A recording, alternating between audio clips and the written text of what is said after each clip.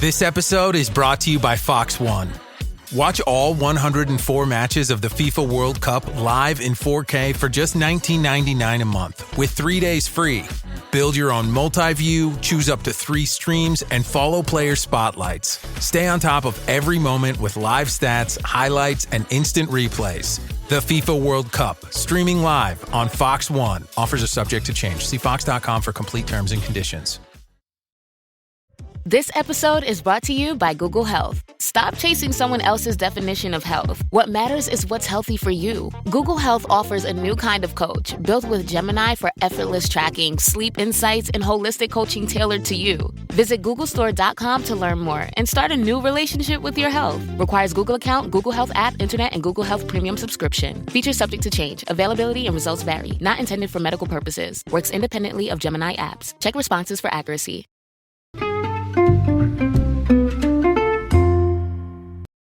Hi, everybody, and welcome to the Dr. Psych Mom Show. Today, I'm going to talk about pursuer-distancer dynamics, which is another name for the preoccupied attachment and avoidant attachment dynamic, that push-pull.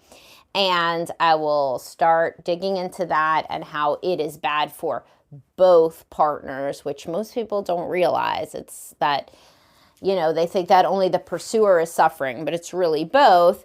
And I will get to that as soon as I tell you to subscribe. We have over 225 extra episodes, including most recently borderline personality disorder in marriage, which if you have a very volatile relationship that does not really respond to traditional marital therapy advice, then, you know, that might be an episode that you are interested in. And of course, so many others. What was the one before that? Saying you're better than your husband is bad. I mean, stuff, you know, that I would hope I would not have to do episodes on. Do you want privacy, or are you just an addict? Stop scrolling, you're wasting your life, and a lot of other good ones. All right, so let's dive in. So a lot of people think that only the pursuer or the preoccupied anxious attachment partner is the one who suffers in this pursuer-distancer dynamic, but they're not. So what this dynamic is one person is always asking for more love and attention and affection and interest and curiosity and talking and sex and whatever. Sometimes, though, by the way, the avoidant partner still does pursue for sex, but that's if it's a man, and that's kind of the only thing he pursues for. But in a lot of cases, especially with younger women, they pursue for affection, sex, everything, literally everything. They are the creator of the relationship. And so when the other person doesn't fulfill that, then they get upset, and they get so markedly, obviously upset that you could be forgiven for thinking that the pursuing partner is the only one who suffers in this dynamic, but they're not. And by the way, of course, as I've discussed, the pursuer or the preoccupied attachment partner can also be male. I have a lot of those in my practice.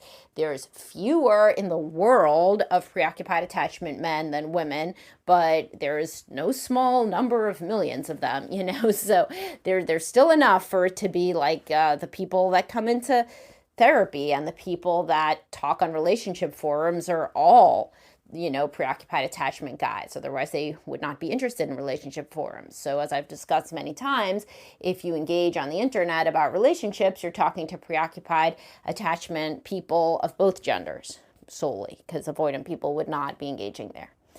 So anyway, so you would think that only the pursuer would be suffering, but the avoidant is suffering as well. So the avoidant partner is constantly being told that they're not good enough how they are, that they are disappointing the pursuing partner, that they don't understand romance, they don't understand closeness, they don't understand sex, they don't understand how to be a loving person, and what they consider to be their needs or their personality of liking hobbies and time to themselves and work and all these things is seen to be as dysfunctional and unhealthy, and that they don't know how to be a good partner. And they're really just emulating, as everybody is, what they saw growing up. And also they have a core self, and their core self, everything is nature and nurture. Increasingly, we see that attachment styles also have a genetic basis.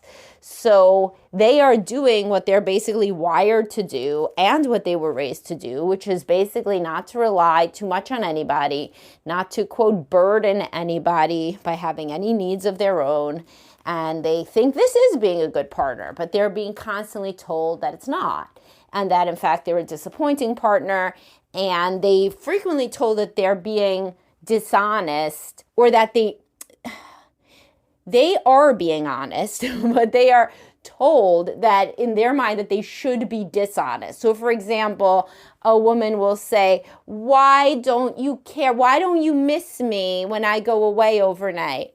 And why don't you tell me you miss me? And the avoidant guy will say, well, I don't miss you, right? And they're not trying to be mean. They are literally saying, I don't miss you for a night. I'm fine. I do my own thing, and that's good. And in fact, I enjoy doing my own thing.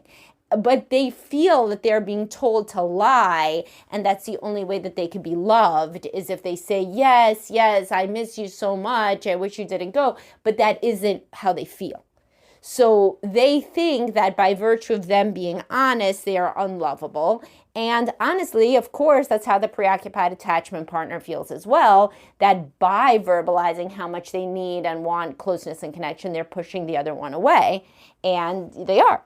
Because the avoidant partner feels smothered and feels just completely overwhelmed by this relationship. And the preoccupied attachment partner feels under-loved and understimulated, and,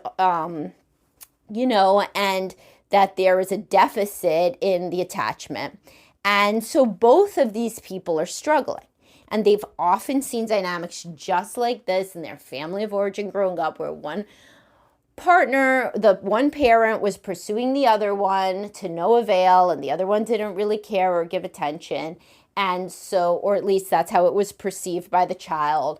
I'll frequently hear men say that their father was disappointing to their mother, was not romantic, and so basically, consciously or subconsciously, they resolve never to make the same mistake and to be very romantic. But then, of course, what are they drawn to subconsciously? An avoidant woman. Who doesn't like it? There's the same as the father didn't like it. So then they end up in a very similar situation, but it's just gender inverted. And some women see the gender inverted, but most often they see a mother who is in the same situation where she always wanted more romantic attention, and then she didn't get it. And so they learn this is what it is to be a woman, is to be consistently disappointed in your romantic relationship. And like the father disappointed the mother, now her husband disappoints her. And so and the beat goes on. So in therapy, how would this be worked on? Well, first of all, a lot of people don't even understand what they're dealing with. They just think that they are in this unique situation where everybody else gets loved and accepted except for them. So the avoidant partner will say, but all my buddies go on the same hunting trip as me, and none of their wives complain. And first of all, plenty of their wives complain. And, they just don't realize it, because avoidant people aren't sitting there talking about about the deep intricacies of their relationship and the marital conflict they have. And the woman will say everybody else's husband is doing romantic things all the time, and they're not. So these people are both in kind of this polarized delusional state where they think that everybody is better than everybody's relationship is better than theirs. Everybody's better than their partner. A lot of that needs to be worked on in terms of where did these expectations come from and what are real expectations. Also, we dive into family of origin. We talk about what you saw growing up, how this shaped your expectations. A lot of these people don't even consider that their parents were unhappily married because they don't know that fighting all the time isn't normal, or that tension and disconnection isn't normal, until we really dive into it. And then we can get a lot from discussing the templates of how each person was raised. Then, of course, you could try out different ways of engaging. There's not just one person that can plan a date night. There's not just one person that can come over and give a hug.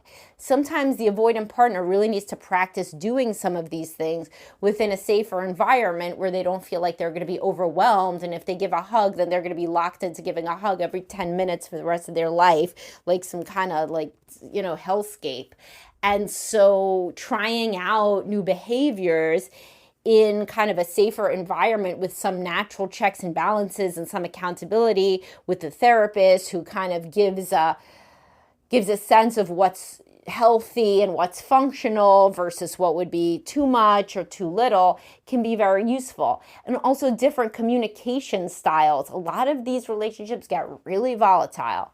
There's a lot of fighting, a lot of really people being super upset with each other, Or in different relationships, it's just complete disconnection and there's not much communication at all. People are walking on eggshells. The avoidant partner never wants to bring up anything about the relationship because they think maybe today will be the first day that the other person forgot that they're disappointed romantically, and God forbid I would remind them.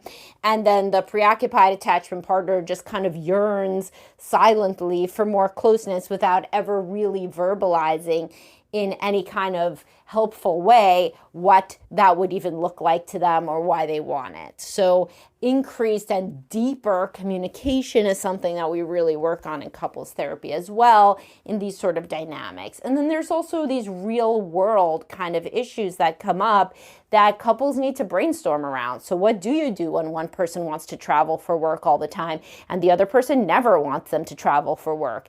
Obviously, there have to be compromises in key areas that are really practical for, that impact most couples, and discussing those and thinking of what would be kind of reasonable expectations on both sides so that one person doesn't always feel like they're bending over backwards for the other without any reciprocation. That's key as well, and that can be transformative. Or even just giving the preoccupied attachment partner a bit more reassurance, which is really hard for the avoidant partner who feels that they are going to be overwhelmed by reassurance seeking if they come forward at all. So testing out kind of new ways of engaging is really key. And empathy as always. So you got to do a lot of explaining about your perspective in a way that is not haranguing or ranting, but just really inviting the other partner into your internal emotional world, because avoidant and preoccupied are so different that it's hard for them to really even understand each other. Sometimes they think they're lying to each other. Sometimes the avoidant partner thinks that the preoccupied partner is bullshitting, that they can't possibly like them that much because obviously they yell at them all the time. So maybe they're just trying to punish them by hanging out with them more or having them not travel for work or something like that. I mean, truly they think this because they think, how could this person like me and want me around so much, but then when we hang out, it's so shitty and they're so disappointed in me. Like, are they bullshitting me? And that is a common thing for the avoidant partner to think, whereas the preoccupied partner thinks, but there are these moments that I'm trying to recapture when we really do get along well, and I've just always thought we could get back to those if we had enough time together. And if there was enough quantity of time, then maybe we would really connect in this different way. Meanwhile, there's no real evidence that that could happen without a change in skill and understanding and communication like I'm talking about. So anyway, pursuer-distancer dynamics are difficult on both parties, not just one. Hopefully this episode gave you a little bit more empathy for your partner's perspective, understanding that everybody here is suffering, including the avoidant, and that therapy really can help, particularly if you get in before, so much bitterness that sometimes people come to me after they've already gone to a divorce lawyer. That is not the time to come into couples therapy. I mean, it's better late than never. Sometimes that can walk things back from the edge, but the earlier the better in these situations, obviously. All right. Thanks for listening, everybody. Hope this was useful and have a great day. Bye-bye.